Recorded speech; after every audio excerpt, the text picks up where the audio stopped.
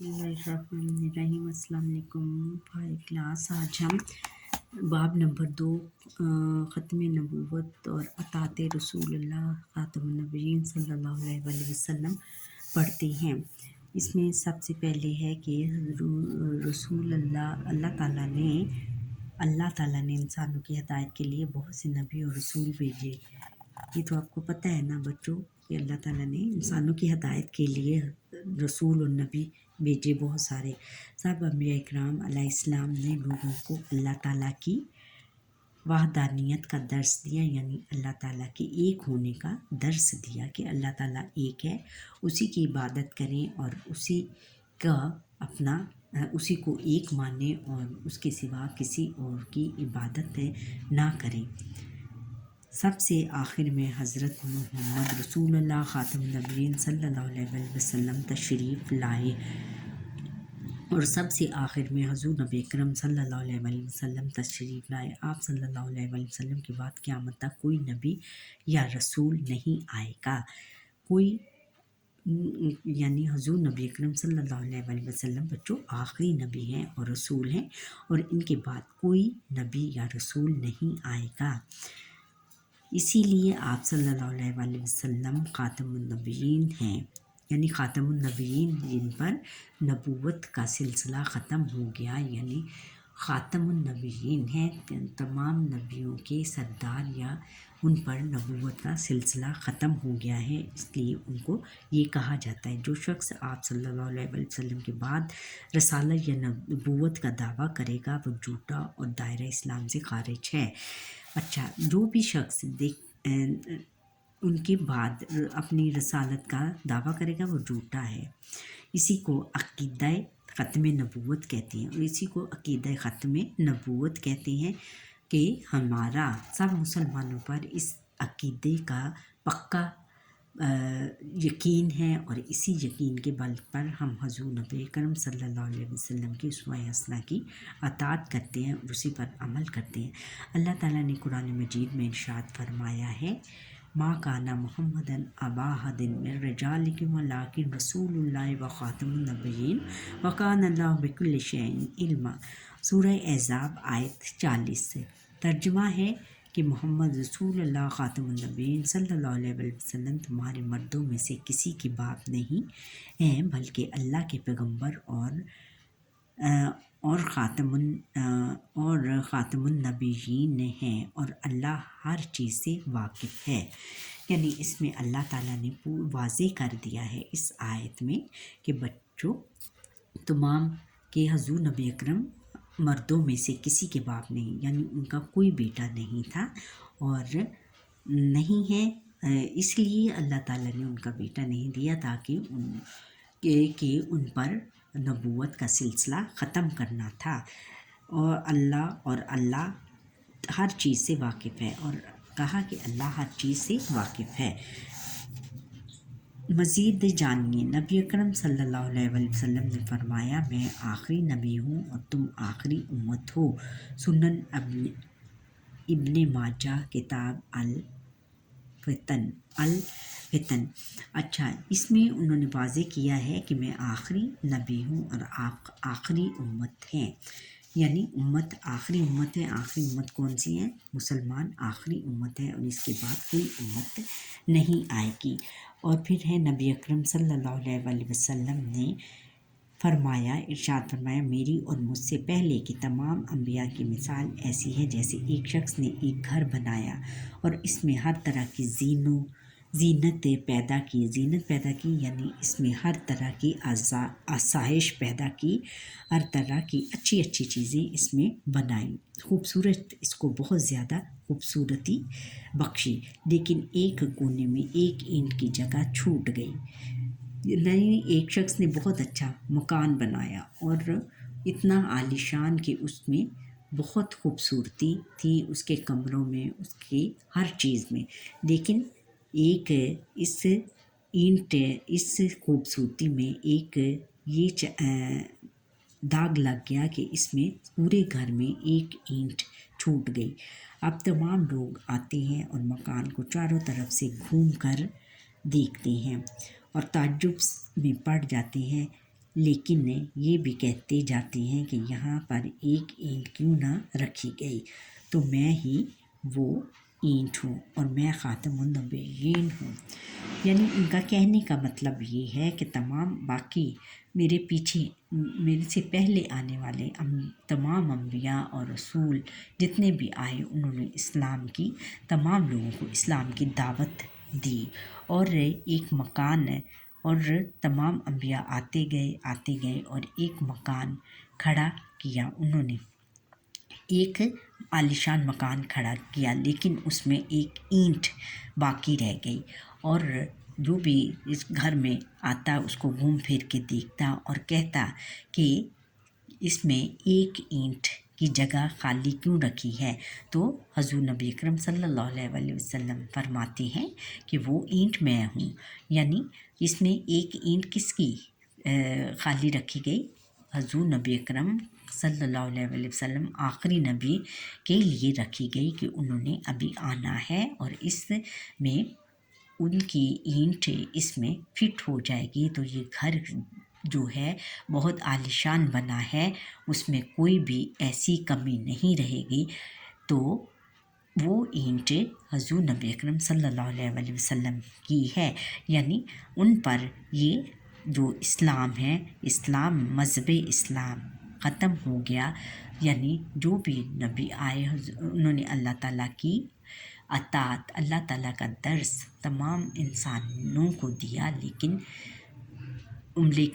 جو پھر بھی ایک اینٹ کی جگہ وہ چھوڑ گئے، اور وہ اینٹ کون سی تھی؟ حضور نبی اکرم صلی اللہ علیہ وسلم۔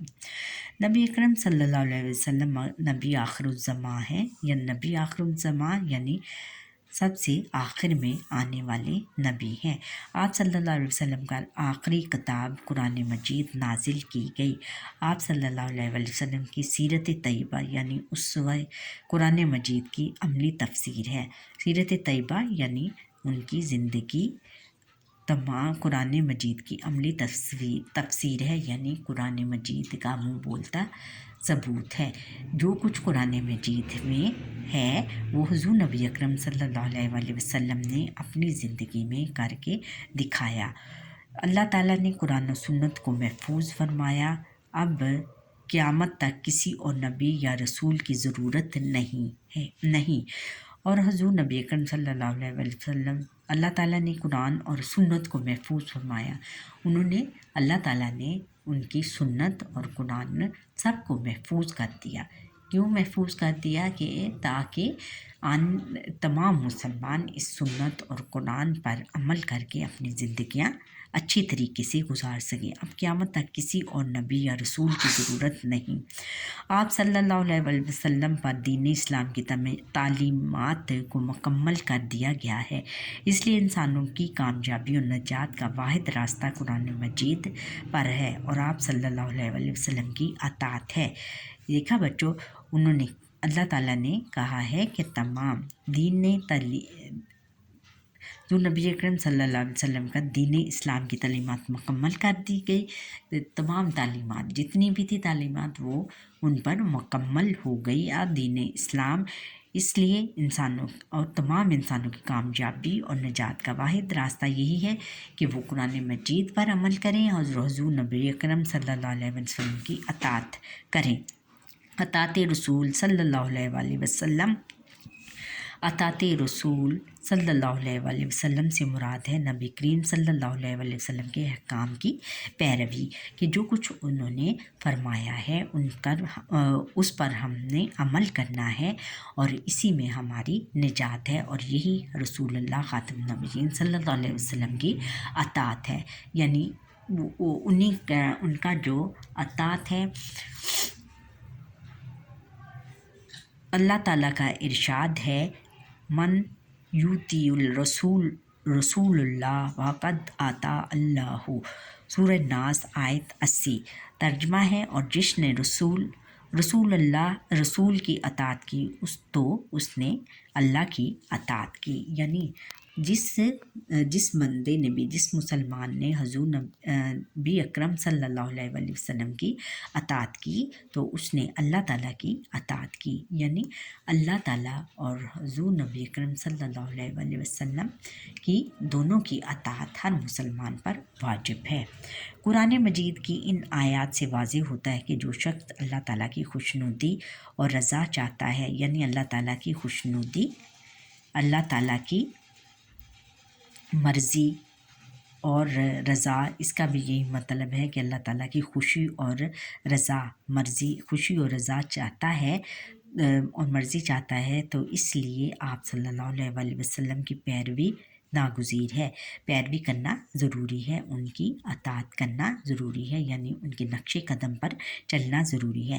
یعنی آپ صلی اللہ علیہ وسلم نے جن کاموں کا حکم دیا ہے ان پر عمل کریں اور جن کاموں سے منع کیا ہے ان سے رک جائے۔ قرآن مجید میں نبی اکرم صلی اللہ علیہ وسلم کے اسوہ کو بہترین نمونہ قرار دیا گیا ہے۔ ارشاد باری ہے، یقیناً تمہارے لیے اللہ کے رسول کی زندگی میں بہترین نمونہ ہے۔ سورہ احزاب آیت 21۔ یعنی انہوں نے کہا ہے کہ تمام مسلمانوں کو یہ درس اللہ تعالیٰ نے فرمایا ہے کہ تمام مسلمانوں کی یقیناً تمہارے لیے رسول اللہ کی زندگی میں بہترین نمونہ ہے، کہ ان کی زندگی ہمارے لیے، تمام مسلمانوں کے لیے بہترین نمونہ ہے، کہ یعنی ہمیں حضور نبی اکرم صلی اللہ علیہ وسلم کی زندگی کو دیکھنا چاہیے اور اسی کے مطابق ہمیں اپنی زندگیاں گزارنا چاہیے۔ فرمان الہی ہے، اور جو چیز تم کو پیغمبر صلی اللہ علیہ وسلم دے وہ لے لو اور جس سے منع کریں اس سے باز رہو۔ سورہ حشر آیت 7۔ یعنی جو چیز حضور نبی اکرم صلی اللہ علیہ وسلم نے ہمیں فرمایا ہے کہ اس پر عمل کرو اور جس سے منع کیا ہے اسے باز رہنا چاہیے۔ آگے ہے کہ سنت نبوی صلی اللہ علیہ وسلم کی اہمیت، یعنی حضور نبی اکرم صلی اللہ علیہ وسلم کی اطاعت۔ سنت نبوی کے معنی طریقے کی ہیں۔ سنت نبوی کے معنی کیا ہے؟ طریقے کی ہیں۔ سنت نبوی سے مراد نبی اکرم صلی اللہ علیہ وسلم کا زندگی گزارنے کا طریقہ ہے، یعنی زندگی گزارنے کے طریقے کو ہم سنت نبوی کہتے ہیں۔ ان کی زندگی، آپ صلی اللہ علیہ وسلم نے فرمایا اپنے زندگی میں کھانے پینے بیٹھنے، آپ صلی اللہ علیہ وسلم نے اپنی زندگی میں کھانے پینے، اٹھنے بیٹھنے، گفتگو کرنے، لین دین اور عبادت میں جو طریقہ اختیار کیا ہے وہ سنت میں شامل ہے، یعنی ان کی زندگی، جو کچھ انہوں نے زندگی میں کیا ہے، جو کچھ انہوں نے یعنی اٹھنے بیٹھنے، ان کے گفتگو کرنے اور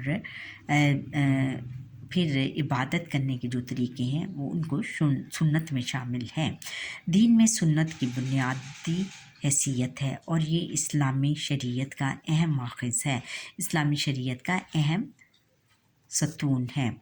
سنت کو جانے بغیر قرآن مجید کی تعلیمات پر عمل کرنا ممکن نہیں ہے، یعنی سنت کو جانے بغیر اگر ہم سنت کو بلا دیں گے تو پھر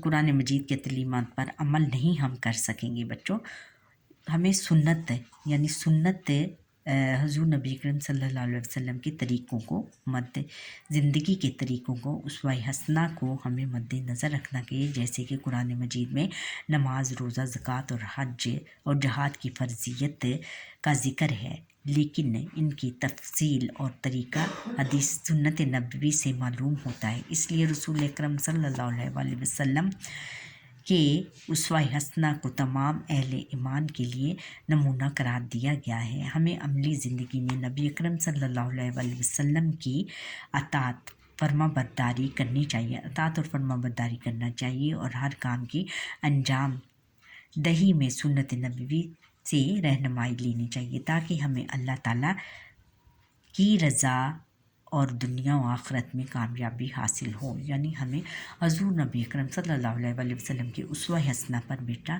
عمل کرنا چاہیے. یعنی ان کی جو احادیث ہیں ان کو دیکھتے ہوئے اس کے مطابق ہمیں زندگی گزارنی چاہیے. اس میں انہوں نے کہا ہے کہ روزہ، زکوٰۃ، حج اور جہاد کا ذکر اسلام میں کیا گیا ہے، لیکن اس کی عملی تفصیل اگر دیکھنی ہے تو حضور نبی اکرم صلی اللہ علیہ وسلم کے اسوہ حسنہ یعنی ان کی زندگی کو دیکھا جائے تو اس کے مطابق پھر ہم زندگی گزاریں، اور اسی میں ہماری نجات ہے، اور یہی صحیح طریقہ ہے. فرمان مصطفیٰ صلی اللہ علیہ وسلم: جس نے میری سنت سے اعتراض کیا اس کا مجھ سے کوئی تعلق نہیں. صحیح بخاری کتاب النکاح. اور حضور نبی اکرم صلی اللہ علیہ وسلم نے بچوں خود فرمایا ہے کہ جس نے میری سنت سے اعتراض کیا یعنی انکار کیا یا اس پر نکتہ چینی کی، تو اس کا مجھ سے کوئی تعلق نہیں. اس کا میرے سے کوئی تعلق نہیں، وہ میری سنت نہیں جو مانتا، اس کو وہ مسلمان ہونے کے لائق نہیں ہے. اچھا بچوں، اور یہ دیکھیں کتنا خوبصورت منظر ہے مسجد نبوی کا. یہ آپ اپنے بک میں ملاحظہ کریں. سب بچوں نے اپنی بکس کھولی ہوئی ہیں، اگر کھولی ہیں تو یہ دیکھیں اپنے بکس میں کتنا پیارا اور کتنا خوبصورت اور روشنیوں سے بھرا ہوا یہ منظر ہے، اور یہ تمام نورانی منظر پیش کر رہا ہے. اچھا بچوں، یہاں پر ہی ہمارے